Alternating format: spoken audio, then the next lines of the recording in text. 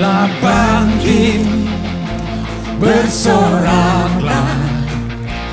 Allah bangkit, bernyanyilah.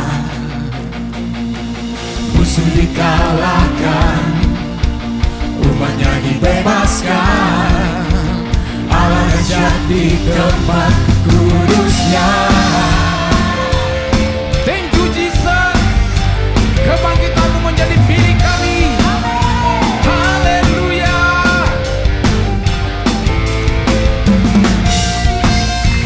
Oh, we praise you God.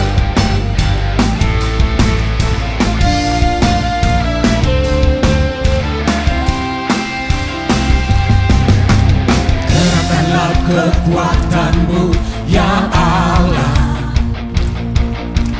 tunjukkanlah kuasa-Mu ya Tuhan. Serahkan musuh-Mu, selamatkanlah umat-Mu. Allah dahsyat di tempat kudusnya. Allah bangkit. Allah bangkit, Amin. bersoraklah. Allah bangkit, bernyanyilah. Musuh Musuh dikalahkan, umatnya dibebaskan. Allah dahsyat di tempat kudusnya. terima kasih Tuhan, kuasa kebangkitanmu menjadi milik kami. Oh, haleluya. Kekuatan-Mu ya Allah, tunjukkanlah kuasa-Mu ya Tuhan. Serahkan musuh-Mu, selamatkanlah umat-Mu. Allah dahsyat di tempat kudusnya. Allah bangkit. Allah bangkit, bersoraklah. Allah bangkit, bernyanyilah. Musuh dikalahkan, umatnya dibebaskan. Allah dahsyat di tempat kudusnya.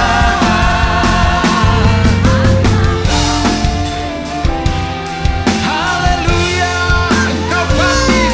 Iman kami bangkit hari ini. Tidak ada yang lemah di tempat ini. Kami dipulihkan, dikuatkan, diteguhkan dalam nama Yesus. Haleluya.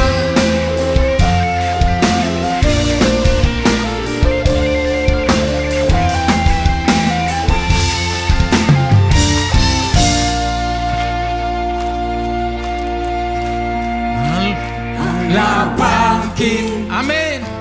bersoraklah. Allah bangkit, bernyanyilah. Musuh dikalahkan, umatnya dibebaskan. Allah dahsyat di tempat kudusnya. Allah bangkit, Yes. bersoraklah. Allah bangkit, bernyanyilah. Musuh dikalahkan, umatnya dibebaskan. Allah dahsyat di tempat kudusnya. Allah bangkit. Haleluya. Yes. Bersoraklah. Allah bangkit, bernyanyilah. Musuh dikalahkan, umatnya dibebaskan. Allah dahsyat di tempat kudusnya. Allah dahsyat, Allah dahsyat di tempat kudusnya. Allah dahsyat di tempat kudusnya. Engkau dahsyat di tempat ini Tuhan. Kami percaya kami mengalami revival, mengalami mujizat, kesembuhan, kemenangan. Amin.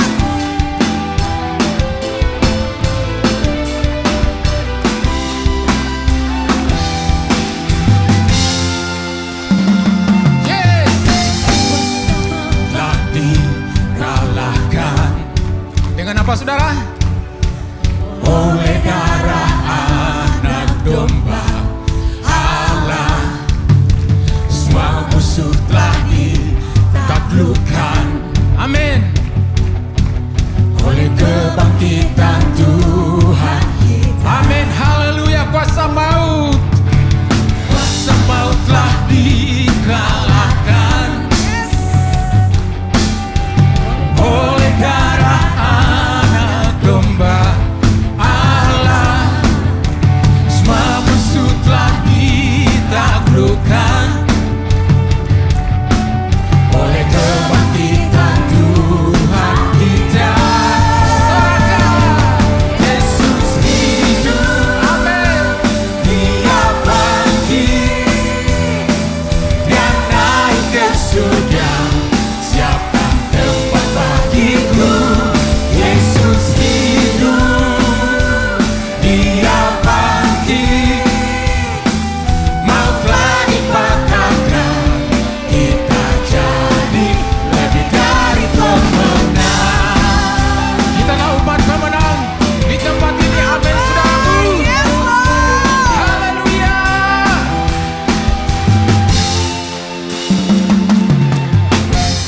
Sang maut telah dikalahkan oleh darah anak domba Allah, semua musuh telah Yes, haleluya. oleh kebangkitan Tuhan kita. Yesus hidup. Yesus hidup, dia bangkit, dia naik ke surga, siapkan tempat bagiku. Yesus hidup, dia bangkit, dia naik ke surga, kita jadi lebih dari pemenang. Yesus hidup, dia bangkit. Amin. Yesus hidup, dia bangkit, Amin. dia naik ke surga, siapkan tempat bagiku. Yesus hidup, dia bangkit, maut telah dipatahkan, kita jadi lebih dari pemenang. Saudara percaya kita lebih dari pemenang? Haleluya. Thank you, Jesus. We celebrate you, Jesus. Haleluya.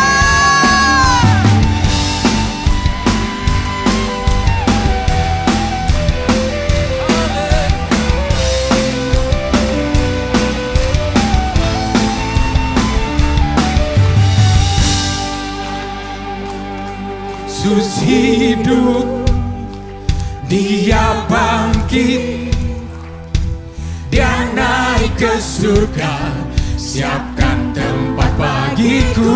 Amin. Yesus hidup, dia bangkit, dia naik ke surga, siapkan tempat bagiku. Yesus hidup, dia bangkit, maut telah dipatahkan, kita jadi lebih dari Hidup, haleluya. dia bangkit, dia naik ke surga, siapkan tempat bagiku. Yesus hidup, dia bangkit, maut telah dipatahkan, kita jadi lebih dari pemenang. Haleluya. Haleluya. Lambaikan tanganmu, saudara. Pancinya Yesus Raja segala raja. Haleluya. Bangkitlah gerejanya, kita lebih dari pemenang. Haleluya. Haleluya. Kibarkanlah pancinya Yesus Raja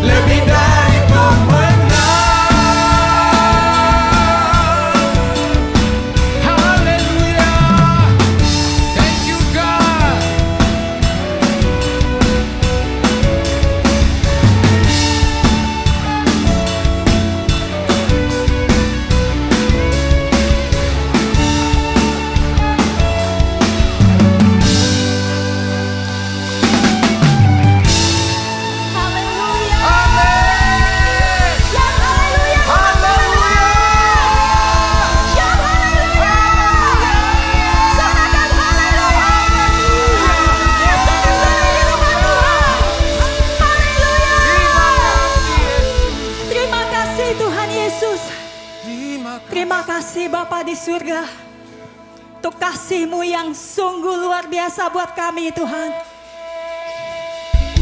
Thank you Father God. Thank you Lord Jesus untuk semua yang telah Kau lakukan buat kami di atas kayu salib Tuhan. Terima kasih Tuhan. Kami yang dulu adalah budak dosa, sekarang adalah anak Allah. Kami yang dulunya terikat, sekarang dilepaskan. Oh, tidak ada lagi ya Tuhan ketakutan dalam hidup kami Tuhan, karena semuanya sudah Kau lakukan di atas kayu salib. Dan it is finished. Sudah selesai Tuhan lakukan buat kami. Terima kasih Tuhan Yesus. Ini pujian kami di hadapan-Mu Tuhan. Kami bersyukur untuk semua yang telah Kau lakukan Tuhan. Terima kasih Tuhan Yesus. Sikararaba syakararaba ya syikararaba. Kau Tuhan yang selamatkanku.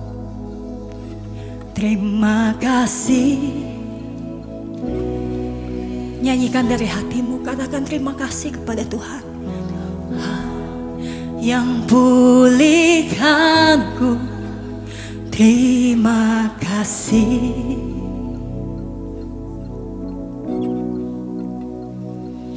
Kau Tuhan yang sembuhkanku.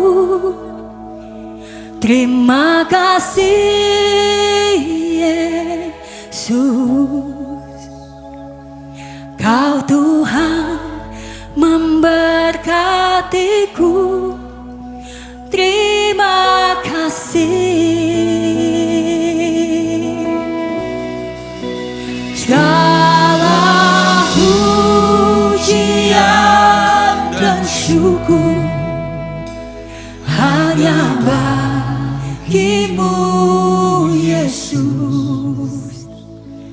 Dengan apakah ku balas kasih-Mu?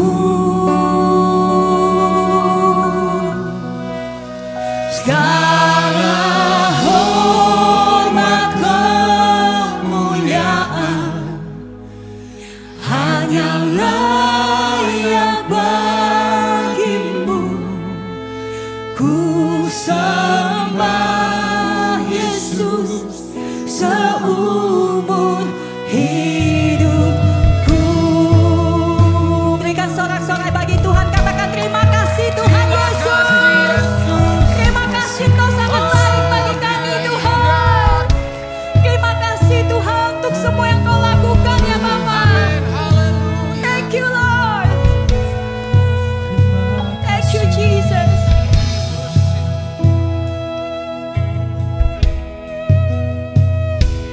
Kau Tuhan yang selamatkanku.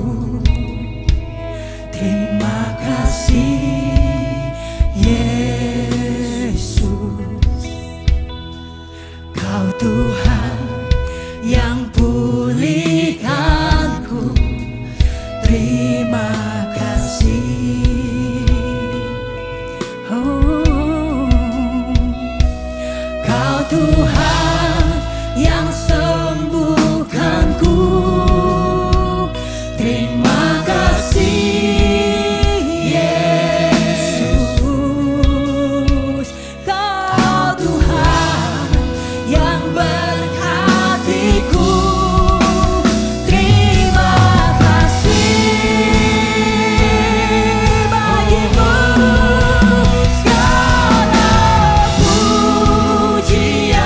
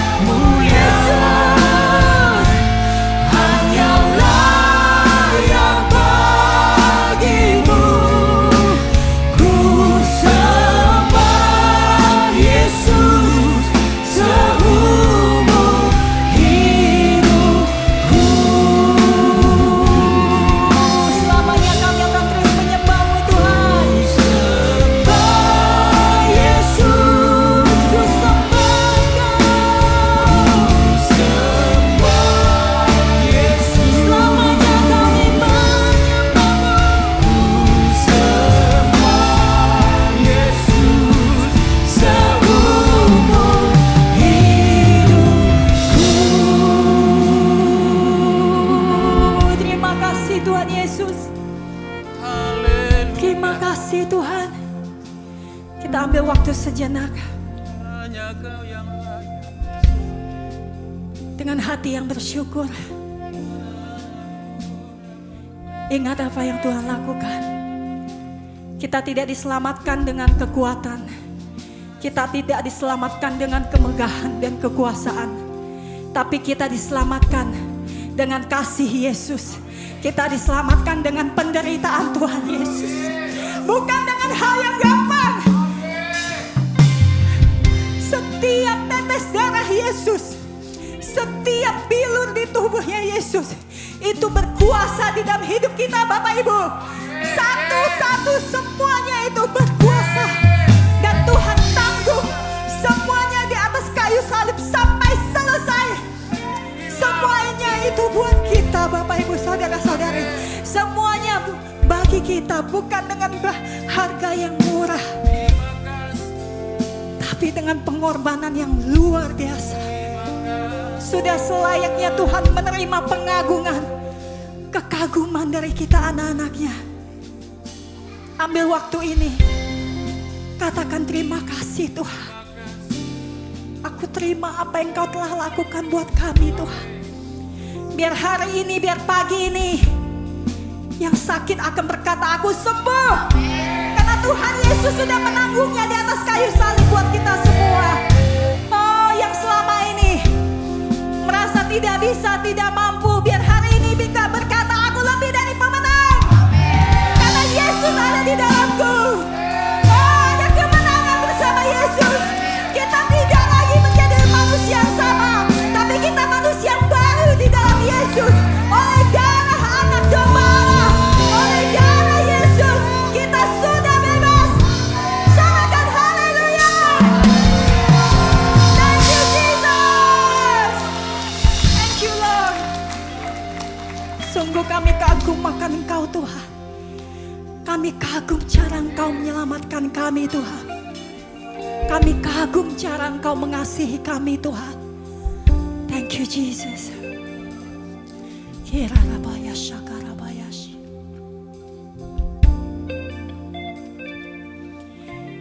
Ku kagum caramu menyelamatkanku. Kau berikan hidupmu tebus dosaku. Ku kagum caramu mengasihiku. Yesus, ku kagum akan Engkau. Ku kagum caramu menolong hidupku. Yang mustahil menjadi mungkin denganmu. Ku kagum caramu memberkatiku. Yesus, ku kagum akan Engkau. Kita nyanyikan sekali lagi bersama-sama. Ku kagum caramu menyelamatkanku. Kau berikan hidupmu tebus dosaku. Ku kagum caramu mengasihiku, kasihiku. Yesus, ku kagum akan Engkau. Ku kagum caramu menolong hidupku. Yang mustahil menjadi mungkin denganmu. Ku kagum caramu memberkatiku. Yesus, ku kagum akan Engkau.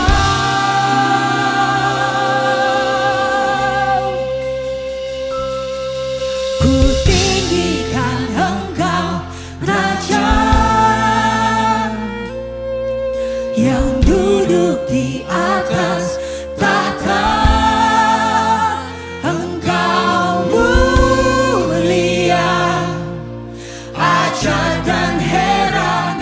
Ku kagum akan Engkau Tuhan.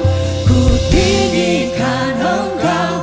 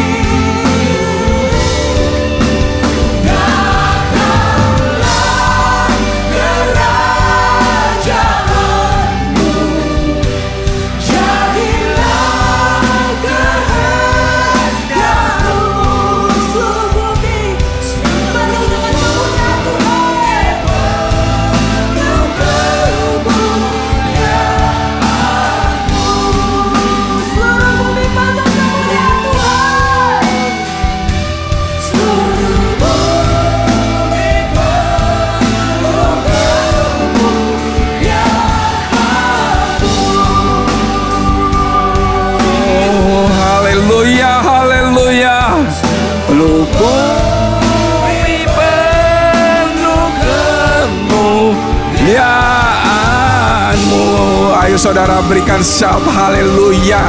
Berikan shout kemenangan. Dia telah bangkit. Dia telah bangkit. Dia telah bangkit. Haleluya. Haleluya. Haleluya. Haleluya. Selamat Natal. Selamat Natal. Selamat Hari Paskah. Selamat Hari Kebangkitan Tuhan Yesus. Dan juga selamat Hari Kemenangan bagi umat Tuhan. Saudara, sebelum saudara duduk, katakan kepada satu sama lain, katakan selamat Hari Kebangkitan Tuhan Yesus.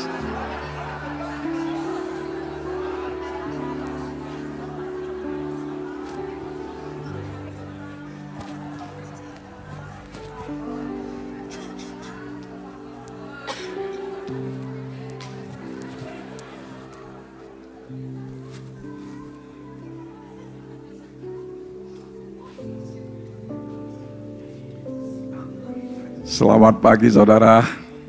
Luar biasa sekali hadirat Tuhan. Sungguh tidak ada tempat lain selain berada di rumah Tuhan, mengalami hadirat Tuhan. Amin saudara. Kita mau mempersiapkan hati kita untuk memberi yang terbaik kepada Tuhan kita di hari Paskah ini, di hari kebangkitan Tuhan Yesus. Nah, saudara, saya akan membagikan ini ayat yang gak asing lagi bagi kita semua di Yohanes 3 ayat 16. Saya ambil dari bahasa Indonesia masa kini. Di sini dikatakan, karena Allah begitu mengasihi manusia di dunia ini. Saudara ingat, Tuhan mengasihi manusia di dunia ini, sehingga Ia memberikan anaknya yang tunggal, supaya setiap orang yang percaya kepadanya tidak binasa, melainkan mendapat hidup sejati dan kekal. Amin saudara, sejati dan kekal. Nah saudara, setiap pemberian ada pengorbanan. Amin saudara, setiap pemberian ada pengorbanan. Tuhan yang memberikan dirinya dulu supaya kita semua diselamatkan. Dia dikorbankan supaya kita ditebus dari segala dosa-dosa kita. Dia dikorbankan supaya kita hidup lebih dari pemenang. Amin saudara. Nah hari ini saudara, hari ini kita mau memberi yang terbaik kepada Tuhan kita. Saudara, lakukan seperti apa yang Tuhan Yesus lakukan. Memberi dengan sacrifice, memberi dengan pengorbanan. Amin saudara. Karena kita tahu bahwa kita memberi karena Dia lebih dahulu memberi. Amin saudara. Mari kita tundukkan kepala, kita mau berdoa.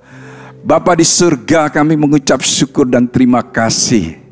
Hari ini kami merayakan kebangkitan Tuhan Yesus. Hari ini Tuhan Yesus adalah Raja di atas segala raja, Tuhan di atas segala Tuhan. Dan kami saat ini berkumpul Tuhan, berbakti bersama-sama. Karena kami tahu Engkau adalah Tuhan yang mengasihi kami semua. Engkau mati di kayu salib untuk setiap daripada kami. Kami yang terbuang menjadi orang yang terpilih. Kami yang mati memperoleh kehidupan yang kekal. Dosa-dosa kami diampuni. Kami dikuduskan karena kebenaran-Mu Tuhan Yesus. Dan kami saat ini sudah menjadi anak-anak Allah. Terima kasih atas pengorbanan-Mu Tuhan Yesus. Hari ini Tuhan, kami mau membawakan persembahan kami, persembahan perpuluhan kami, persembahan khusus, persembahan untuk pembangunan training center, persembahan untuk menanam benih. Karena kami tahu hari ini kami mau memberi secara sacrifice, pengorbanan. Karena Tuhan sudah berkorban untuk kami. Terima kasih Bapa. Di dalam nama Yesus semua yang percaya mengatakan amin. Silakan memberi saudara, kotak persembahan ada di muka. Bagi saudara yang ingin memberi secara online, saudara bisa melihat di layar.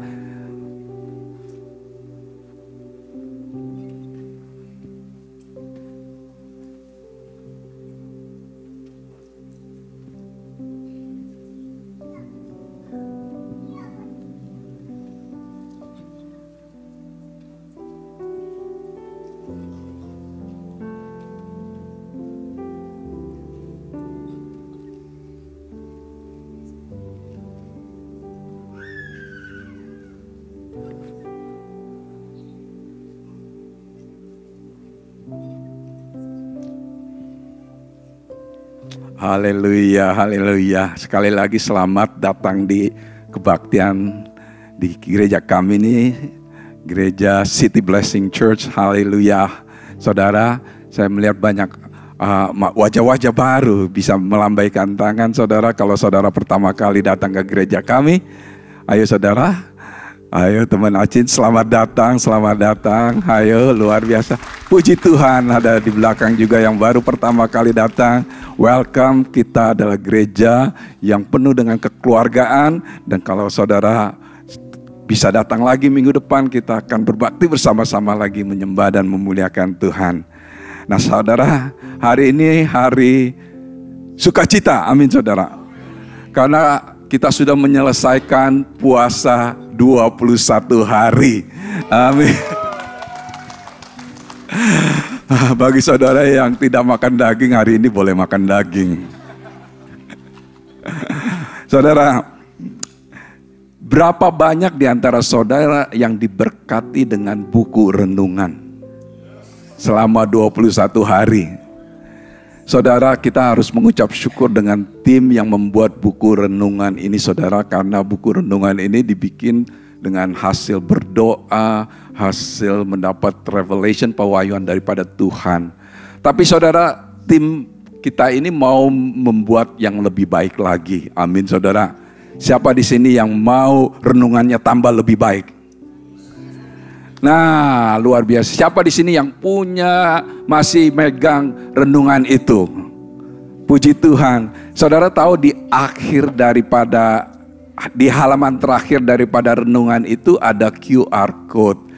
QR code-nya itu supaya saudara memberikan feedback, memberikan supporting atau memberikan tambahan atau memberikan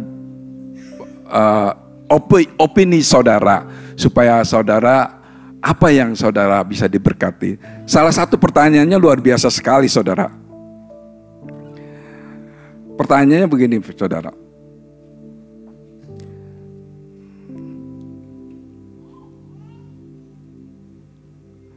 Soalnya pertanyaannya, apakah saudara mengalami kesaksian, mengalami Tuhan waktu membaca renungan itu?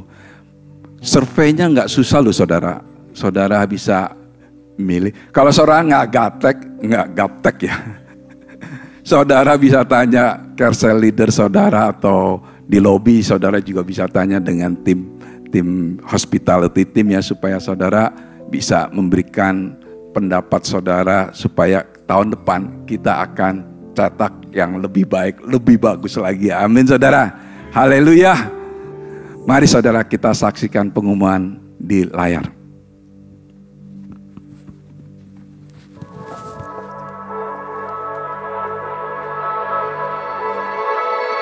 Hello City Blessing family, happy Resurrection Sunday. We are so excited to have you with us this morning. My name is Michelle and I'll be sharing today's Sunday announcements. First off, I would like to pass it over to Pastor James for an exciting update on our new Church Center app. City Blessing family, I am excited to announce our new City Blessing app via Church Center. Why the change? The Church Center app is part of Planning Center, which has different modules now being used across the board for Sunday service planning, children's ministry check-in and logistics, and the biggest part, giving. This is all part of a wider campaign that will help us as a church save tens of thousands of dollars every year in transaction fees. Now, how does that impact you as part of the congregation? We are officially retiring Tithely and moving any and all credit card giving to the Church Center app. That being said, we are also asking that we as a church begin to move away from credit card giving and towards one of the two options that have either zero or minimal transaction fees, those being Zelle or ACH Bank withdrawals. Finally, giving records will be uploaded onto your Church Center profiles within the app. In all, we want to thank you for your commitment to giving and sowing into the kingdom of God. Let's continue to grow together in our service unto the Lord. Thank you, Pastor James. As we continue to grow as a church, we're also improving our facilities. Over the past few weekends, Parking lot A has been under renovation, and we are thrilled to announce that it is now officially complete. It now includes 42 freshly marked spaces and designed with safety and convenience in mind. However, please note that the parking lot A is reserved for people with disabilities, seniors, expectant mothers, and parents with young children, and of course our pastors. So if that includes you, just let our parking team know. Next, we would like to remind you that we do have a children's ministry here at our Walnut campus. To tell you more about that, here's Melissa, our children's ministry director. Hi everyone, my name is Melissa Jimin, and I have the joy and privilege of serving as the Children's Ministry Director here at City Blessing Church. We are so excited to welcome you and your little ones into a ministry where kids can experience the love of Jesus in a fun, safe, and engaging environment. At City Blessing Church Children's Ministry, our mission is simple: to partner with families in raising up the next generation of strong, faith-filled believers. We believe there's no junior Holy Spirit. Every child has a unique purpose in the kingdom of God. Our heart is to guide, equip, and teach them God's word while helping them recognize the power of the Holy Spirit within them. We offer age-appropriate Sunday school classes and activities designed to engage children at every age stage of their spiritual journey, from nursery ages 0 to 6th grade. During our Sunday services, kids take part in interactive Bible lessons, worship, and hands-on activities that bring God's word to life. Whether your child is stepping into church for the first time or has been growing in their faith for years, we have a place for them here. We'd love for you to come and see what God is doing in our children's ministry. Thank you, and we can't wait to partner with you in your child's faith journey. Up next, to all amazing women of City Blessing, from Carlton to San Diego to Walnut, we want to personally invite you to our second Daughters Night of 2025. Save the date for Friday, May 9th. If you're 13 and up, come join us as we gather with our sisters in the kingdom of God and hear from some of our very own leaders. More details are coming, but now mark your calendars. Now let's hand it over to Rich for a quick building update. Good morning, City Blessing Church. Rich Wisely, your Training Center Project Supervisor, here with your Easter update. You know, Easter is about resurrection power, but all this week we've been focused on power provided by SoCal Edison. And I am happy to report, as of 5 o'clock on Thursday, we went off of temporary power and we have 800 amps. We're at full power on the site. Our temporary power gear is down. Our temporary lights are down. We've got most of our new street lights up. The first 2 coats of stucco are on our building. Interior paint is finished. Grid ceiling is going up. And there's some amazing concrete work going out on the east side. Folks, we've been busy getting ready for Easter, but we are in the home stretch. This building is almost finished, and we wouldn't be here without your prayers and your support each and every week, and we want to thank you for that. The work on the cross is finished, and this training center is almost finished as well, so keep praying. Thank you for the opportunity to serve, and we'll see you again in a couple weeks. And finally, we've got a special video announcements from our youth and young adult ministries. A weekend of food, fun, and competition. Check it out.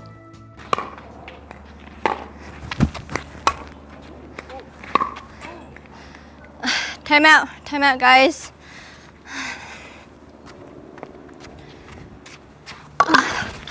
My feet hurt. When you get to my age, everything hurts. I think I'm too old for pickleball.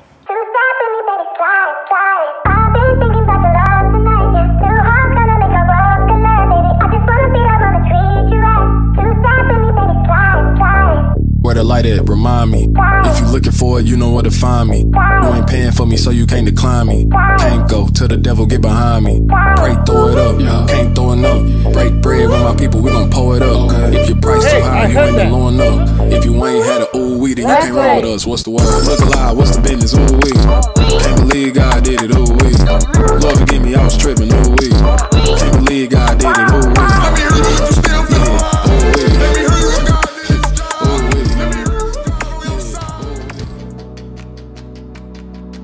How exciting was that? Registration details will be available by the end of the month, and we cannot wait to see you there. Last but not least, mark your calendars for our upcoming Bible study series happening on May 5th, May 12th, and May 19th. Group discussions and guided teaching with notes provided. Registration is already open, so head to cityblessing.org/events to sign up. We would love to have you join us. That wraps up this week's announcements. Once again, happy Resurrection Sunday to all of you.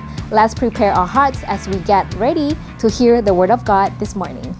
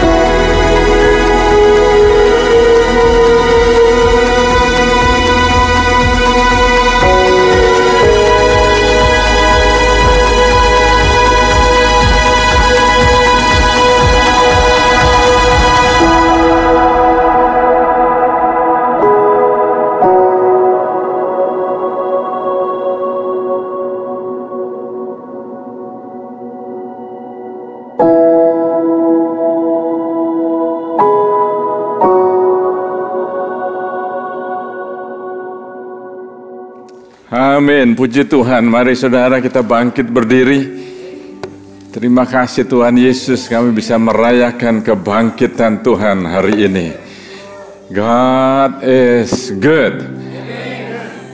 Saya ingin bacakan satu ayat ini dan saya belajar saudara bahwa apa yang kita akan ucapkan ini sangat penting sekali saudara. Di Matius pasal 28 ayat yang ke-6, malaikat Tuhan berkata demikian, ia tidak ada di sini sebab ia telah bangkit. Amin. Gimana kalau saya katakan demikian? Dia nggak ada di sini. Lalu saudara jawabnya, dia sudah bangkit. Bisa saudara? Dia tidak ada di sini. Dia tidak ada di sini. Dia tidak ada di sini. Oh, haleluya. Terima kasih Tuhan Yesus. Kami mengucap syukur ya Tuhan bahwa apa yang kami deklarasikan ini adalah pengharapan inti daripada umat Kristiani. Kami percaya ya Tuhan, Yesus tidak tinggal di dalam kubur. Dia hidup. Dan Tuhan kami mengucap syukur bahwa apa yang Yesus ucapkan, dia genapi. Apa yang dia katakan, perkataannya bisa dipercaya. Kubur kosong adalah satu undangan bagi kami semua untuk percaya, beriman, dan mengalami perubahan, mengalami transformasi di dalam hidup kami. Kami belajar ya Tuhan dari gereja mula-mula, mereka tidak bisa tinggal diam mengenai kebangkitan Yesus. Dan saya percaya ya Tuhan bahwa kami sebagai umat Tuhan, kami sesungguhnya juga nggak bisa tinggal diam untuk menyaksikan bahwa Yesus Kristus bangkit. Terima kasih Tuhan untuk kebenaran ini. Terima kasih di mana Engkau memberikan kami kekuatan. Di dalam penderitaan kami kuat. Di dalam halangan, di dalam tantangan kami kuat. Dan kami bisa menjadi saksi bagi Tuhan Yesus Kristus. Terima kasih ya Tuhan. Dalam nama-Mu Tuhan Yesus kami berdoa. Semua yang percaya mengatakan amin. Amin. Haleluya. Silakan duduk Bapak Ibu Saudara sekalian. Hari ini saat kita merayakan kebangkitan Tuhan Yesus, saya ingin melanjutkan apa yang minggu lalu sudah disampaikan dan minggu sebelumnya juga sudah disampaikan, di mana fokus kita bulan ini adalah apa saudara? Resilience. Katakan resilience. Apa itu resilience dalam bahasa Indonesianya? Ketangguhan. Kita perlu tangguh saudara. Kenapa perlu tangguh? Kenapa setiap kita perlu tangguh? Saudara orang Kristen atau enggak orang Kristen, saudara, sebetulnya kita semua perlu tangguh. Kenapa? Anda mau tahu jawabannya? Karena ada badai yang akan datang.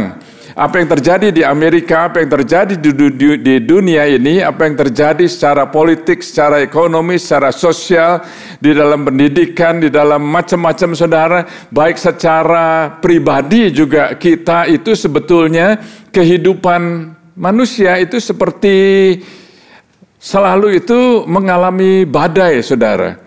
Kira-kira begini, saudara, kehidupan manusia itu selalu stormy. Ada badainya, saudara. Anda mungkin ada di dalam badai saat ini. Atau Anda sedang keluar dari badai, tapi saya mau jamin bahwa saudara yang sudah keluar dari badai, saudara akan masuk ke dalam badai lagi, saudara. Karena itu adalah nature daripada kehidupan. Kristen atau enggak Kristen. Jadi kalau saudara sudah jadi orang Kristen dan mengatakan, loh saya sudah jadi orang Kristen kok jadi saya mengalami badai juga ya. Saudara, Tuhan Yesus mengatakan di dalam dunia ini kamu akan mengalami banyak kesengsaraan. Tetapi ketahuilah bahwa aku sudah mengalahkan dunia. Puji Tuhan. Jadi saudara, kalau tadi saya katakan Kristen atau enggak Kristen mengalami badai, jadi bedanya apa nih saya jadi orang Kristen? Bedanya ialah waktu saudara mengalami, kalau saudara ada Yesus dalam hidup saudara, Anda akan mendapat kekuatan.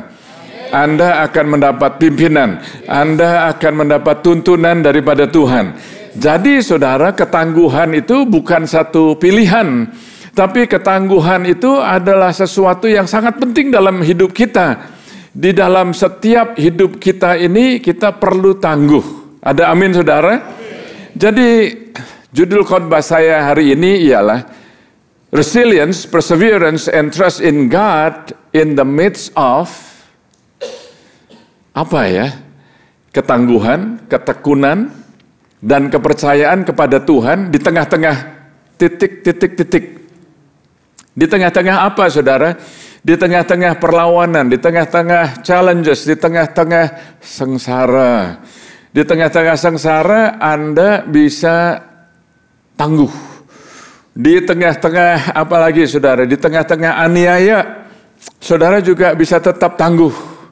Di tengah-tengah apalagi saudara, di tengah-tengah mungkin sakit. Ada orang yang mengalami sakit yang berkepanjangan, Anda perlu tangguh juga saudara. Bagaimana dengan tragedi, tiba-tiba, coba katakan tiba-tiba. Bukankah di dalam hidup kita ini seringkali kita mengalami cukup banyak hal yang tiba-tiba atau mendadak aja. Mendadak, tiba-tiba mengalami hal yang mengejutkan. Dan saudara, saya tahu orang-orang, bahkan orang-orang dari gereja kita di sini yang mengalami hal-hal yang demikian. Tapi di dalam mereka mengalami kesakitan atau tantangan atau sengsara atau tragedi, mereka kok bisa tetap tangguh ya. Dan ini yang saya mau saudara. Saat kita merayakan kebangkitan Tuhan, ini bukan hanya sekedar perayaan. Oh ya, perayaan. Oh, habis ini ada makan-makan saya dengar. Oh ya, perayaan, saudara. Yang saya mau, saudara, ialah bukan hanya Anda merayakan kebangkitan Yesus, tapi doa saya ialah setiap kita ini mengalami kebangkitan di dalam hidup kita. Apa yang tadinya mati jadi bangkit. Apa yang tadinya nggak ada harapan, jadi ada harapan. Apa yang tadinya sakit, ada kesembuhan. Apa yang tadinya tertekan, ada kelepasan. Tadinya sedih, ada penghiburan. Yang tadinya kalah, ada kemenangan. Bagaimana saudara ketangguhan, ketekunan, dan kepercayaan kepada Tuhan di tengah-tengah? Di tengah-tengah apa coba? Apa yang Anda lagi alami? Coba Anda isi sendiri. Di tengah-tengah mungkin kekurangan. Di tengah-tengah Anda mengalami kelangkaan, di tengah-tengah apa yang Anda alami semuanya ini, gimana caranya saudara? Minggu lalu sudah saya sampaikan bahwa harapan saya kita mengerti firman Tuhan, karena saya melengkapi Anda melalui firman Tuhan supaya kita ini bukan hanya menjadi orang Kristen yang hanya sekedar, bahasa Inggrisnya itu coping. Coba katakan coping. Apa itu bahasa Indonesianya itu cuman asal lewat aja deh. Pokoknya asal kita bisa lewatin, asal kita bisa make it, asal kita bisa bertahan hidup, asal kita bisa manage ya, asal kita bisa napas saja, asal kita bisa pas-pasan aja, saudara, itu namanya coping, saudara. Yang Tuhan mau itu bukan sekedar coping, tapi supaya kita semua ini menjadi orang Kristen yang tangguh. Nah, orang Kristen yang tangguh itu bukan hanya sekedar lewat aja atau pelarian aja. Mungkin ada orang yang pelarian dengan shopping, ada yang pelarian dengan exercise, ada yang pelarian dengan semuanya itu oke-oke aja, saudara. Ada yang pelarian waktu ngalamin tantangan mesti ngomong sama orang, akibatnya jadi gosip. Ada orang yang waktu ngalamin kesulitan terjebak di dalam narkoba. Ada yang jadi alkoholik, macam-macam, saudara, itu semuanya itu coping. Tapi yang saya bagikan kepada Anda itu ialah supaya kita ini menjadi orang Kristen yang tangguh. Katakan tangguh. Saya menjadi orang yang tangguh. Saya bisa tangguh. Coba katakan kepada sebelah-sebelah saudara, saya mau Anda juga tangguh. Kita sama-sama tangguh. Nah, saudara, saya ajak saudara, minggu lalu sudah saya sampaikan sedikit, saudara, 2 Korintus pasal yang keempat, ayat yang ke-10, dan kita baca selanjutnya ya. Rasul Paulus ini mengalami banyak sekali aniaya, tantangan dari luar, dari dalam, macam-macam, dari keluarganya sendiri, macam-macam, saudara. Dan di sini dikatakan, tetapi harta yang kami, saudara, yang kami punyai ini dalam bejana tanah liat, supaya nyata bahwa kekuatan yang melimpah-limpah itu berasal dari Allah dan bukan dari diri kami. Jadi kalau saudara baca kesaksian dari Rasul Paulus, kok ya dia bisa ya ngalamin seperti itu ya, kok bisa kuat ya, karena dia bilang begini, karena sebetulnya di dalam bejana ini, di dalam bejana tanah liat, di dalam tanah liat, coba katakan tanah liat, di dalam tubuh kita ini dari tanah dan akan kembali kepada tanah. Are you with me? So, satu hari kita akan kembali kepada tanah, dan Rasul Paulus mengatakan di dalam tanah ini ada harta. Ada harta, yaitu Kristus, dan apa yang dia alamin itu bukan karena kekuatan dia, karena kehebatan dia, kepintaran dia, bukan, tapi karena Tuhan. Karena kuasa Tuhan itu yang dituliskan di situ, bahwa kekuatan yang melimpah-limpah itu berasal dari Allah, bukan dari diri kami. Itu sebabnya saat ini saya mau memberikan dasar dalam hidup kita semua. Kita tahu bahwa kalau Anda mau kuat, Anda tahu bahwa kita nggak bisa kuat tanpa Tuhan. Dan di sini katakan, dalam segala hal kami ditindas namun tidak terjepit. Siapa di sini yang pernah tertindas? Kami habis akal namun tidak putus asa. Ada yang pernah putus asa? Habis akal? Paulus katakan kami habis akal tapi nggak putus asa. Kami dianiaya namun tidak ditinggalkan sendirian. Siapa di sini yang pernah merasa, aduh rasanya hidup susah sekali nih, seperti dianiaya gitu ya. Kami dihempaskan namun tidak binasa. Ayat yang berikutnya, kami senantiasa membawa apa, saudara? Lagi katakan sama-sama, kematian Yesus di dalam tubuh kami, supaya kehidupan Yesus juga menjadi nyata di dalam tubuh kami. Sebab kami yang hidup ini terus-menerus diserahkan kepada maut karena Yesus, supaya juga hidup Yesus menjadi nyata dalam tubuh kami yang fana. Katakan fana. Artinya fana itu apa, saudara? Enggak kekal. Artinya fana itu nanti satu saat kita semua, termasuk yang lagi bicara saat ini, kita juga akan mati juga, saudara. Kecuali waktu Tuhan Yesus datang yang kedua kalinya, kalau kita masih hidup, kita akan bertemu dengan Tuhan di angkasa. Nah, di sini saudara dikatakan kami terus-menerus diserahkan kepada maut karena Yesus, supaya juga hidup Yesus menjadi nyata dalam tubuh kami yang fana ini.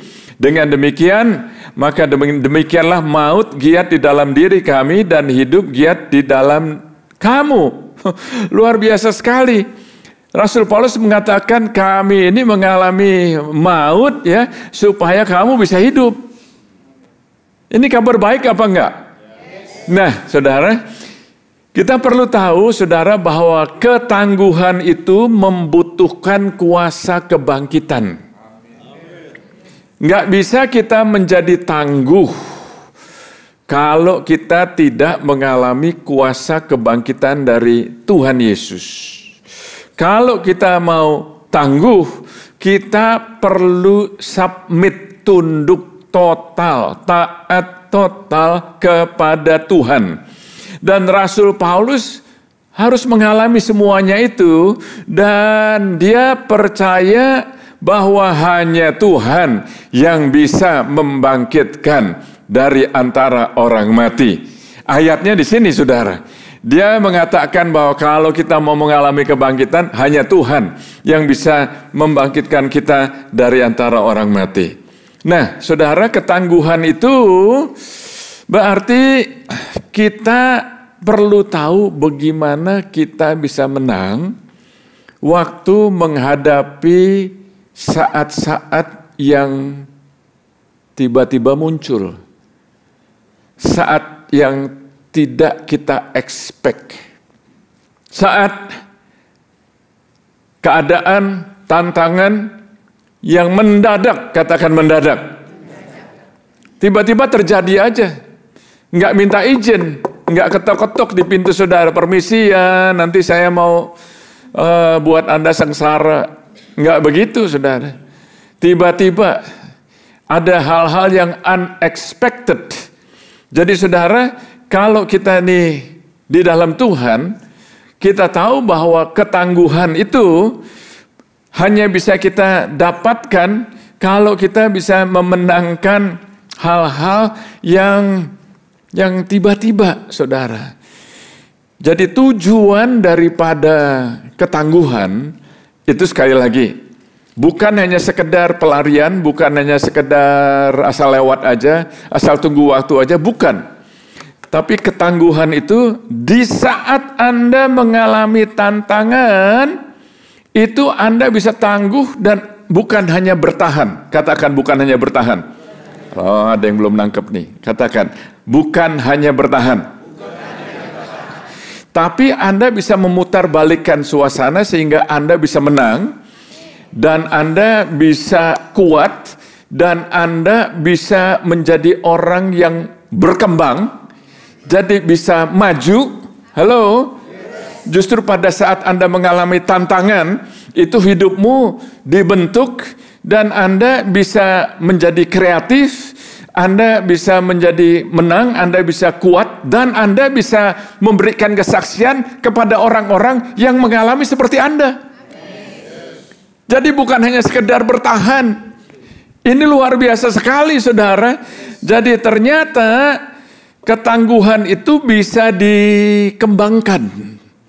Ketangguhan itu bisa dipelajari. Ketangguhan itu ialah kalau saya katakan tadi, ketangguhan itu bisa dipelajari, gimana mempelajarinya? Gampang, saudara. Coba katakan gampang. Yang pertama, ya saudara, kita perlu bisa menerima kenyataan. Terima kenyataan dan percaya bahwa hidupmu itu sangat berarti. Dan yang ketiga, Anda mempunyai kemampuan untuk berkembang, berbuah, Anda bisa kreatif, Anda bisa improvisasi, Anda bisa maju dengan luar biasa. Jadi sekali lagi saudara, terima kenyataan, katakan terima kenyataan. Yang kedua apa saudara? Hidup sangat berharga. Hidup Anda sangat berharga. Karena apa saudara? Pada saat ada orang-orang mengalami tantangan, itu seringkali, aduh aku nggak ada gunanya lagi lah. Ini nggak ada, itu nggak ada. Saudara, apa yang saya khotbahkan di sini, saya ambil contoh-contoh dari banyak saudara di sini. Karena ada orang yang tiba-tiba suaminya meninggal. Mendadak meninggal. Ada orang yang tiba-tiba waktu check up, dokter bilang, oh kamu ini ada kanker. Waduh, rasanya hidup itu udah gimana saudara kalau Anda mengalami hal seperti itu? Dapat berita seperti itu.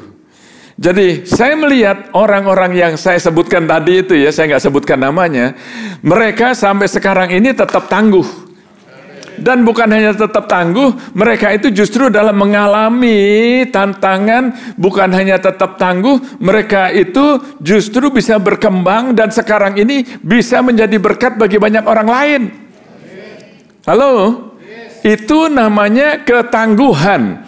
Jadi bukan hanya sekedar you barely make it. Nah, kalau tadi saya katakan bahwa ketangguhan itu bisa dipelajari dan Anda bisa maju, maka Anda perlu tahu bahwa kita perlu bisa mempelajari bagaimana kita mengadaptasi, kita menumbuhkan diri kita, pikiran kita, supaya kita bisa, saudara, menjadi orang yang tangguh. Siapa di sini yang mau tangguh? Oke, enggak semua. Ini hanya yang mau tangguh aja, saudara. Oke, dan kita perlu tahu bahwa kalau kita mau berkembang di dalam ketangguhan, berarti kita mempunyai kapasitas untuk bisa produktif. Untuk bisa produktif dan tetap berpegang kepada panggilan dan identitas Anda, sambil Anda melewati gangguan-gangguan. Sekali lagi ya, Anda bisa berkembang di dalam ketangguhan pada saat Anda itu tahu dan Anda mempunyai kapasitas, Anda mempunyai kemampuan untuk bisa justru jadi orang yang produktif dan tetap berpegang kepada tujuan hidup Anda, tetap berpegang kepada identitas Anda, sambil di tengah-tengah Anda menghadapi tantangan secara fisik, secara mental, secara emosi, mungkin secara keuangan, dan Anda bisa belajar dan bertumbuh dan Anda meresponi hidup ini dengan benar. Kenyataannya begitu, saudara. Kenyataannya kita semua mengalami saat-saat yang tiba-tiba. Nah, gimana supaya kita bisa tangguh? Saudara, saya belajar bahwa kita semua tidak hanya menghadapi pergumulan eksternal, tapi kita juga menghadapi pergumulan yang internal. We don't just face external struggles. We face internal wrestlings. Are you with me? Yes. Renungkan lagi pelan-pelan. Yang Anda alami bukan cuma dari luar loh tantangannya, tapi dari dalam. Secara mental, secara pikiran. Kadang-kadang tantangannya bukan dari luar aja, mungkin dari keluarga sendiri. Mungkin dari anggota keluarga. Halo? Jadi, oh God. Saya belajar bahwa apa yang dikatakan oleh firman Tuhan di sini. 2 Korintus 4 ayat yang pertama, oleh kemurahan Tuhan, kami telah menerima pelayanan ini. Karena itu kami tidak, saudara? Kami tidak tawar hati.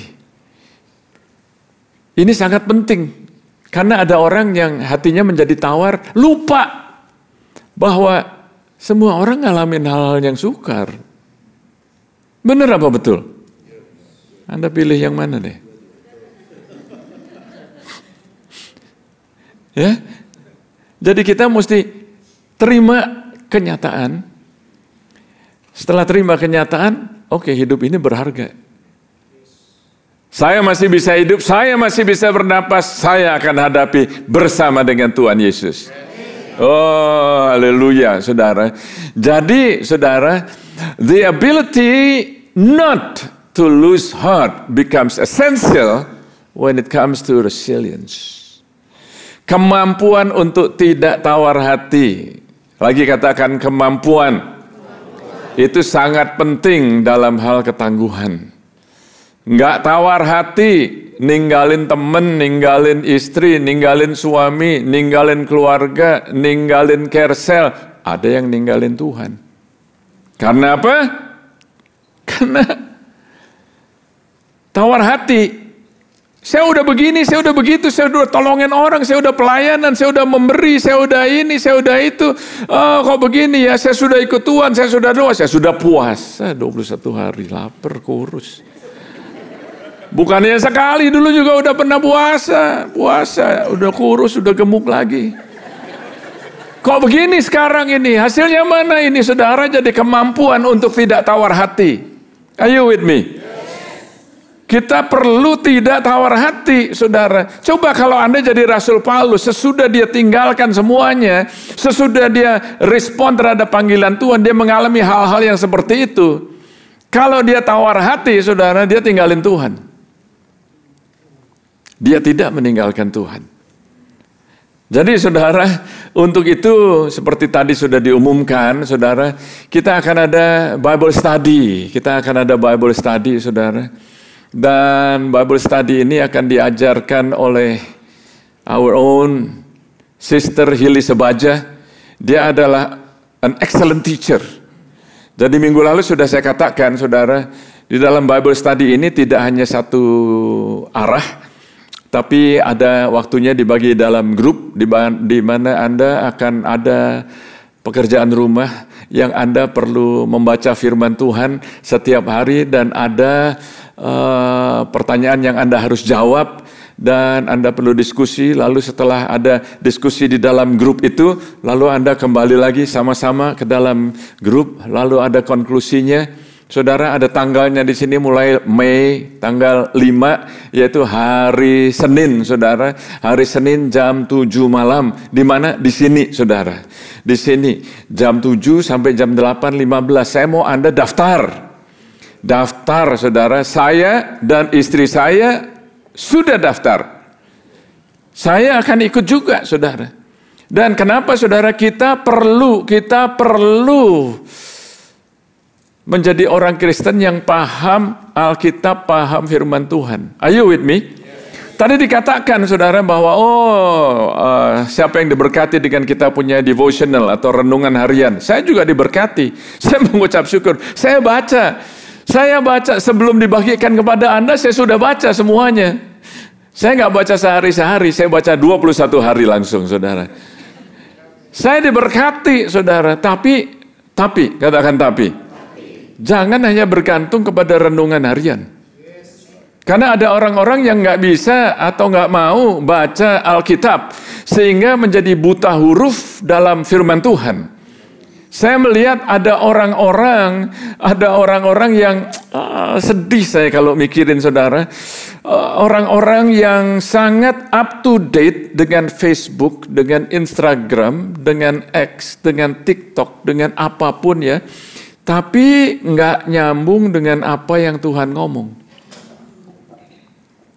Ada orang-orang yang bisa ingat itu, bukan hanya 1, 2, 3 games. Bisa ada 10 games, bisa ada 14 games. Dan kalau main video game itu habis ini move-nya kemana tahu itu. Jempolnya seperti ada matanya, saudara. Tapi tidak bisa mengutip 3 ayat firman Tuhan aja nggak bisa. Sedih saya. Oh God. Tahukah saudara bahwa kita ini disalibkan bersama dengan Kristus. Dan kita dibangkitkan bersama Kristus. Nah, saat ini kalau kita merayakan kebangkitan Tuhan. Yes, kebangkitan Tuhan. Apa, sekali lagi saudara, apa di dalam hidup kita? Jangan ngomongin orang lain. Apa di dalam hidup saya yang masih mati? Yang perlu dibangkitkan. Mungkin ada iri hati. Mungkin ada pornografi. Mungkin ada kebencian. Mungkin nggak bisa ngampunin. Mungkin gosip. Mungkin Anda isi sendiri. Roh Kudus bekerja saat ini. Yang saya nggak kasih tahu aja, Anda juga tahu. Aduh. Nah sekarang ini Yesus mati memberikan kita pengharapan karena dia bangkit. Supaya apa yang tadinya itu kita nggak bisa ngampunin, kita bisa jadi gampang ngampunin. Kita bisa jadi orang yang rendah hati. Bukan rendah diri, tapi rendah hati. Are you with me? Yang saya ngomongin tadi beberapa hal itu kayaknya cepat lewat aja gitu ya. Tapi kalau dibahas satu-satu ya, misalnya ngampunin aja. Oh, itu adalah salah satu tantangan dari banyak orang. Termasuk orang Kristen. Mau ngampunin, mau bilang sorry, rasanya berat banget. Sama orang lain susah, apalagi sama istri atau sama suami. Kalau sama orang lain mungkin lebih gampang kadang-kadang. Kalau di jalan Anda salah, pernah nggak Anda nggak sengaja motong orang? Pernah? Terus Anda gimana? Sorry, gitu ya. Tapi kalau sama istri,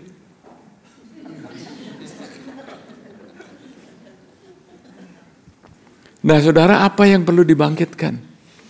Nah saat ini saya mau ajak saudara untuk baca ayat firman Tuhan.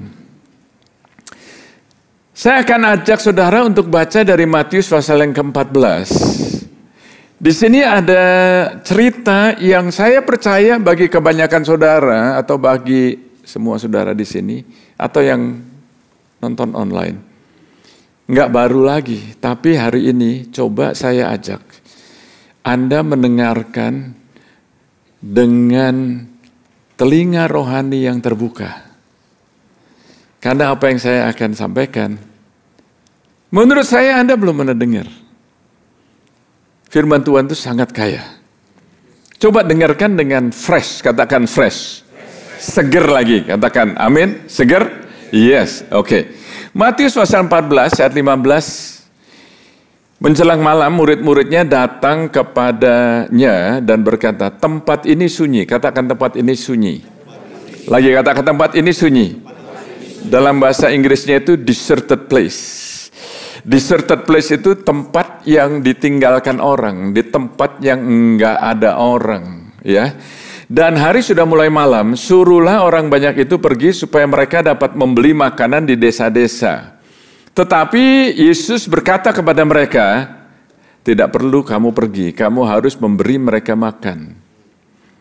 Jawab mereka, yang ada pada kami di sini hanya 5 roti dan 2 ikan. Yesus berkata, bawalah kemari kepadaku. Saudara, ini apa hubungannya dengan ketangguhan? Apa hubungannya dengan resilience? Kita perlu bertanya waktu kita baca ayat ini ya. Kita perlu bertanya, kenapa Yesus kok pergi ke tempat yang sunyi? Kenapa kok Yesus pergi ke tempat yang deserted, ditinggalkan orang? Ya, apa yang Yesus dengar ini dari Bapa sehingga dia mau supaya muridnya dan murid-muridnya itu naik kapal dan pergi mendahului dia, dan dia sendiri pergi ke deserted place, saudara. Tadi saya katakan bahwa ketangguhan itu bisa dipelajari. Bisa dipelajari. Tadi saya katakan bahwa kita perlu bisa menerima kenyataan dan kita perlu tahu bahwa hidup kita ini berharga. Coba, saya tahu ada saudara di sini yang merasa hidupmu ini nggak berharga. Coba sekarang kita sama-sama mengatakan, hidup saya sangat berharga. Lagi katakan, hidup saya sangat berharga. Jadi Anda tuh hidupnya sangat berharga, saudara, dan Anda mempunyai kemampuan untuk bisa maju. Amin, saudara. Dan saya perlu Anda dengarkan ini. Nah, kenapa Yesus pergi ke tempat yang ditinggalkan? Kalau Anda baca ayat-ayat sebelumnya, itu ternyata dia punya cousin, dia punya saudara sepupu yang namanya Yohanes Pembaptis. Yohanes Pembaptis di Alkitab dikatakan adalah orang yang mempersiapkan jalan bagi Yesus. Jadi dia usianya selisih 6 bulan aja. Dan kalau Anda baca sebelumnya, di situ Raja Herodes memenggal cousin-nya, sepupunya. Dipenggal. Kalau tadi saya katakan mendadak. Tadi saya katakan ya, untuk kita bisa tangguh di dalam hidup Anda dan saya adalah hal yang mendadak aja, saudara. Mendadak. Yesus itu kira-kira, Anda baca aja ayat-ayat sebelumnya di situ. Jelas sekali. Waktu berita itu nyampe, lalu dia melakukan ayat yang tadi kita baca. Jadi kita kira-kira apa? Dia perlu memproses. Dia sedih apa enggak? Sedih, saudara. Dia adalah manusia seperti Tuhan. Ya, dia adalah manusia seperti kita. Ya, dia memproses. Dia Anda perlu memproses apa yang terjadi dalam hidup Anda. Dia sedih, saudara. Dia sedih dan saya berpikir, kenapa kok dia pergi ke tempat yang ditinggalkan ya? Karena firman Tuhan mengatakan di konteks yang lain, Yesus berkata, aku hanya melakukan apa yang aku lihat Bapa lakukan. Dan aku hanya mengatakan apa yang aku dengar Bapa lakukan. Aku tahu, aku datang ke sini, aku punya tujuan. Aku datang ke dunia ini untuk supaya bisa destroy the work of the evil one. Aku datang ke dunia ini dengan tujuan untuk menyelamatkan orang yang berdosa. Aku datang ke dunia ini untuk membebaskan mereka yang tertawan. Aku datang ke dunia ini untuk menyampaikan kabar baik. Aku datang ke dunia ini untuk membawa kesembuhan. Aku datang, dia tahu purpose-nya. Sekali lagi saudara, artinya kita itu bisa bertahan dan kita bisa tangguh, itu kita tetap tahu purpose-nya itu apa. Kenapa saudara hidup? Tujuannya apa dan Anda lihat di dalam Alkitab. Jadi di tengah-tengah tempat yang isolated, deserted, sunyi, Yesus justru, saudara nanti kita akan baca ayatnya ya. Dia mempunyai kapasitas, dia mempunyai kemampuan bukan hanya untuk bertahan, tapi dia waktu dia memproses bersama Bapa, dia bisa putar balikan orang yang tadinya kelaparan, dia kasih makan sampai puas. Saudara, coba kita baca ayat berikutnya ya. Lalu disuruhnya orang banyak itu duduk di rumput. Dan setelah diambilnya 5 roti dan 2 ikan, Yesus Yesus menengadah ke langit dan mengucapkan berkat. Lalu memecah-mecahkan roti itu dan memberikannya kepada murid-muridnya. Lalu murid-muridnya bagikannya kepada orang banyak. Dan mereka semuanya makan sampai kenyang. Kemudian orang mengumpulkan potongan-potongan roti yang sisa, 12 bakul penuh. Yang ikut makan kira-kira 5.000 orang laki-laki, tidak termasuk perempuan dan anak-anak, kira-kira menurut Bible scholars, itu kira-kira 20.000 orang, saudara. Saya mau beritahu kepada saudara bahwa ternyata Yesus itu bukan hanya sekedar memproses, bukan hanya sekedar sedih. Bayangkan saudara, are you still with me? Kalau ada teman yang Anda cukup dekat, mungkin nggak terlalu dekat, cukup dekat aja lah, meninggal rasanya gimana? Gimana kalau yang meninggal teman dekat? Gimana kalau yang meninggal saudara sepupu yang dekat? Come on. Let's bring our emotion. Gampang apa enggak, saudara? Saya melihat bahwa bukan hanya mati mendadak, matinya dipenggal. Are you with me? Nggak enak, saudara. Jadi menurut saya dari ayat-ayat yang kita baca ini, Yesus itu sangat-sangat tahu dan dia sadar bahwa waktunya dia itu akan tiba di mana dia sendiri secara brutal dia itu akan disalibkan dan dia akan dipermalukan di hadapan umum, dia akan diludahi, dia akan menderita sengsara, dia akan dicambuki, dia akan dipukuli di luar batas manusia. Dan dia bukan hanya memproses waktu dengar saudara sepupunya meninggal dipancung, tapi dia lagi memproses. Saya ini juga, saya akan menuju ke salib. Kenapa saya bisa ngomong begini? Karena Anda lihat di situ. Dan setelah diambilnya 5 roti dan 2 ikan itu, Yesus menengadah ke langit dan mengucapkan berkat. Lalu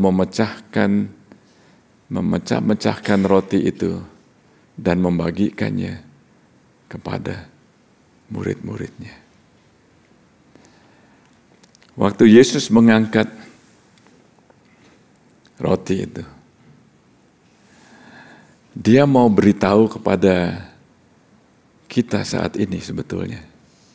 Bukan hanya kepada murid-muridnya.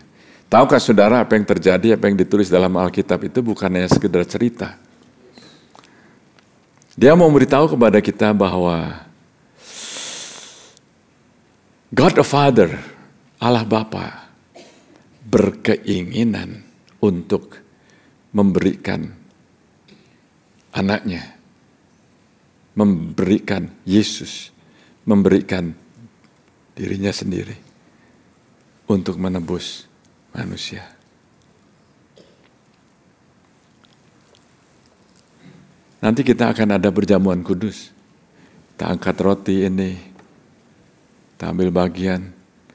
Ternyata waktu 5 roti dan 2 ikan ini, kok mirip ya? Yesus lakukan ini. Dan pada waktu dia melakukan semuanya itu, dia katakan, sesudah itu Yesus segera memerintahkan murid-muridnya naik ke perahu dan menduhaluinya ke seberang. Sementara itu ia menyuruh orang banyak pulang dan setelah orang banyak suruhnya pulang, dia naik ke atas bukit untuk berdoa seorang diri. Are you with me? Saudara, oh God, saya mau tanya, pernahkah ada saudara di sini yang ngalamin hal-hal yang nggak enak, sangat nggak enak, aduh sengsara, aduh susahnya luar biasa deh. Pada saat Anda mengalami masa yang nggak enak itu ya, Anda ngomong begini, I wish, saya berharap, aduh kalau bisa ya saya berharap saya nggak ngalamin hal seperti itu. Tapi kalau saudara mengizinkan Tuhan membentuk Anda supaya Anda menjadi orang yang tangguh. Lalu waktu Anda sudah lewat masa sukar itu, lalu Anda melihat ke belakang, Anda bisa berpikir, sebetulnya saya nggak bisa menjadi saya seperti sekarang ini tanpa saya melalui waktu saya sengsara.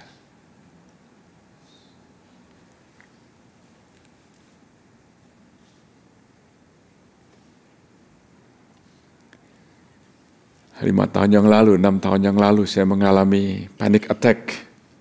Wah, berat sekali itu, saudara. Nggak bisa napas. Saya waktu pergi ke Paris, saya kolaps, saya pingsan. Berapa lama, berapa bulan saya mengalami hal itu. Saya pernah share ini ya pada Anda. Pada saat itu saya bilang, aduh. Ada orang bahasa Inggrisnya tuh ngomong begini, I don't even want my worst enemy to experience this. Saya nggak mau musuh saya aja ngalamin seperti ini. Saya nggak ada musuh, itu saying aja, satu ucapan aja. Tapi setelah saya lewatin dan setelah saya menang, ternyata saya bisa dipakai Tuhan untuk melayani orang-orang yang mengalami seperti saya. Karena nggak banyak orang bisa ngerti. Loh, kok bisa ngalamin seperti ini ya? Oh, ada jemaat yang, saya nggak perlu sebutkan namanya, jemaat kita di sini. Waktu saya memberikan kesaksian, dia senggol istrinya, dia bilang, Pastor Paul can understand me.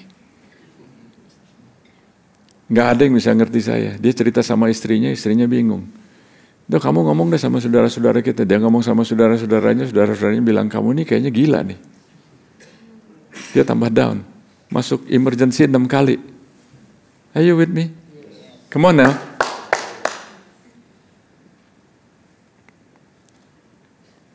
Tapi waktu saya share, sekarang ini dia bebas. Saya mau Anda ini mengalami, saudara, kuasa kebangkitan. Bukan hanya perayaan. Perayaan cuman sebentar. Tapi ngalamin kuasa kebangkitan seumur hidup sampai Anda dan saya ketemu Tuhan lagi. Are you with me? Mau apa enggak? Saudara, yang sangat disayangkan banyak orang-orang gereja di Amerika ini yang hanya mau Yesus itu sebagai entertainment aja. Saya ke gereja supaya saya diberkati. Saya diberkati supaya saya ada opportunity. Saya datang kepada Tuhan supaya saya bisa hidup enak. Saudara, Yesus itu ngomong terus terang. Dia bilang di dalam dunia ini aku mengalami banyak sengsara. Tapi ketahuilah bahwa aku sudah mengalahkan dunia. Jadi kalau saudara datang ke sini berpikir seperti yang tadi saya katakan, hanya Yesus untuk jadi berkat aja. Saya mau ngomong dengan terus terang, Anda akan mengalami sengsara. Tapi firman Tuhan mengatakan carilah dahulu kerajaan Tuhan dan kebenarannya. Maka semuanya akan ditambahkan. Tapi banyakkan orang cari yang semuanya itu. Dan gak cari kerajaan Tuhan. Are you still with me? Yes. In closing, oh God. Rasul Paulus mengatakan sebab itu kami tidak tawar hati. Dia ngomong lagi, saudara. Kami tidak tawar hati. Tetapi meskipun manusia lahiriah kami semakin merosot, namun manusia batiniah kami diperbarui dari sehari ke sehari. Saudara, Anda bisa exercise, Anda bisa minum vitamin, Anda bisa diet, Anda bisa macam-macam. Saat kita tambah tua, itu ya jasmani kita merosot. Kok kayaknya ada yang nggak percaya ini? Atau karena sudah mulai merasa merosot?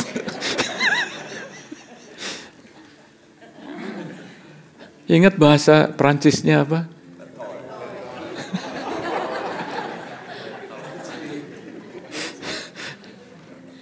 Nah, Rasul Paulus mengatakan, ini loh kenyataannya nih, saya bisa relate. Rasul Paulus itu nyambung sama kita semua di sini. Sebab itu kami tidak tawar hati. Gimana dengan Anda? Ada yang tawar hati sekarang? Tetapi meskipun manusia lahiriah kami semakin merosot, namun manusia batiniah kami diperbarui dari sehari ke sehari. Sebab penderitaan ringan yang penderitaan yang apa? Come on, Paul. Salah nih kamu ngomong nih. Di ayat sebelumnya ngalamin dihempas tapi nggak ditinggal sendirian. Dan di ayat lain lagi dipukuli pakai rod. Are you with me? Dia bilang di sini apa? Ringan. Sebab penderitaan ringan yang sekarang ini mengerjakan bagi kami kemuliaan yang kekal. Yang melebihi segala-galanya, jauh lebih besar daripada penderitaan kami. Sebab kami tidak memperhatikan yang kelihatan, melainkan yang tidak kelihatan. Karena yang kelihatan adalah sementara, sedangkan yang tidak kelihatan adalah kekal. Yang kelihatan sementara. Anda beli mobil baru, 5 tahun lagi tua. 10 tahun lagi lebih tua. Saya ngomong sama istri saya, tetangga saya baru beli mobil. Herannya ya, yang sering dicuci itu justru mobil yang baru. Dia ada 2 mobil. Yang satu lebih tua. Yang mesti lebih sering dibersihin itu yang lebih tua. Yang baru masih mengkilat.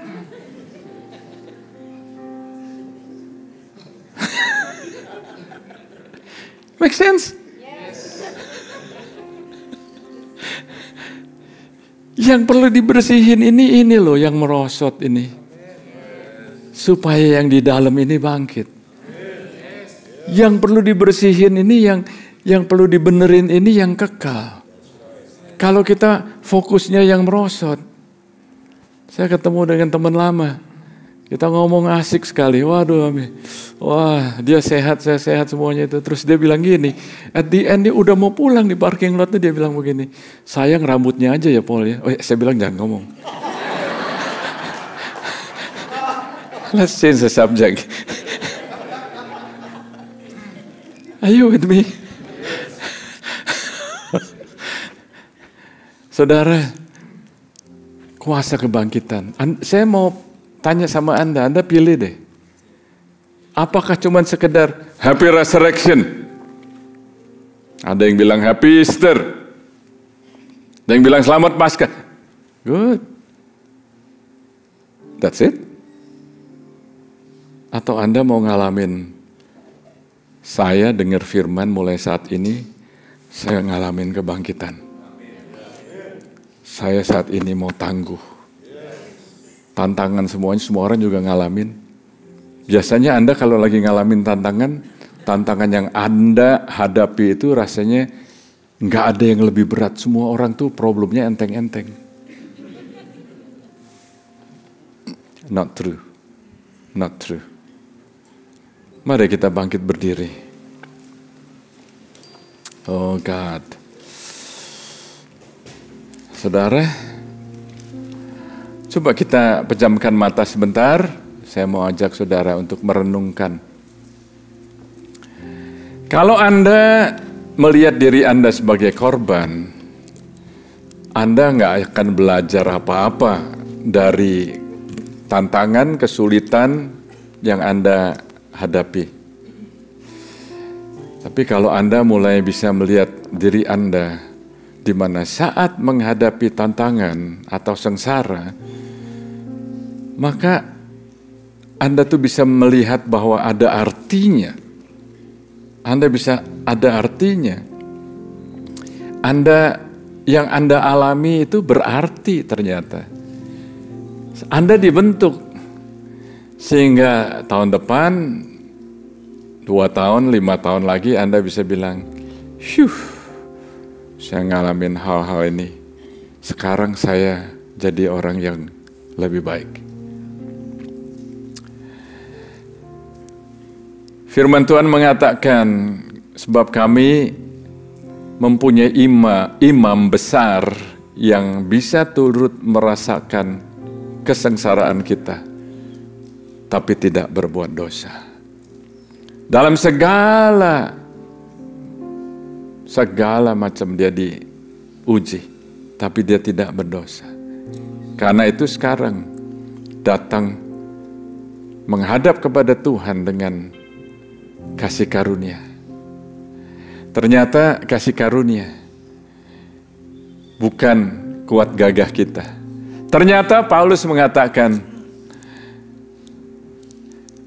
bukan karena hebatnya saya, tapi karena kuasa Tuhan. Terima kasih Tuhan. Saya akan ajak saudara untuk mempersiapkan perjamuan. Ingat saudara apa yang dikatakan dari konteks tadi firman Tuhan? Angkat roti ini. Anda mengalami tantangan, Anda mengalami tragedi atau sakit, atau hal yang tiba-tiba, atau hal yang mengejutkan, atau hal yang apa aja saudara. Tapi saat ini, saat Anda ikut ambil bagian di dalam perjamuan ini, Anda mengidentifikasikan diri Anda mati bersama Kristus, bangkit bersama Kristus. Terima kasih Tuhan Yesus untuk pengorbananmu. Dalam nama Yesus kami ambil bagian. Amin.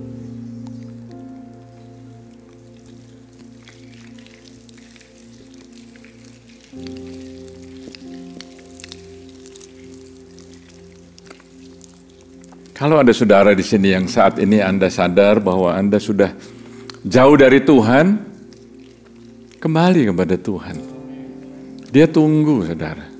Kembali kepada Tuhan. Nggak perlu tunda-tunda. Kami angkat cawan ini, kami angkat anggur ini yang melambangkan darah Kristus, yang mengampuni dosa-dosa kami. Dalam nama Yesus, amin. Mari kita minum.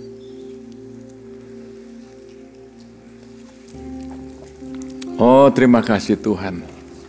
Hamba-Mu berdoa, angkat kedua belah tangan. Ada lagu yang mau dinyanyikan mungkin? Yes. Yes. Kemuliaan bagi Tuhan di tempat Come on, nyanyikan. tinggi, Kau Raja diagungkan dan dipuji. Datanglah kerajaanmu, jadilah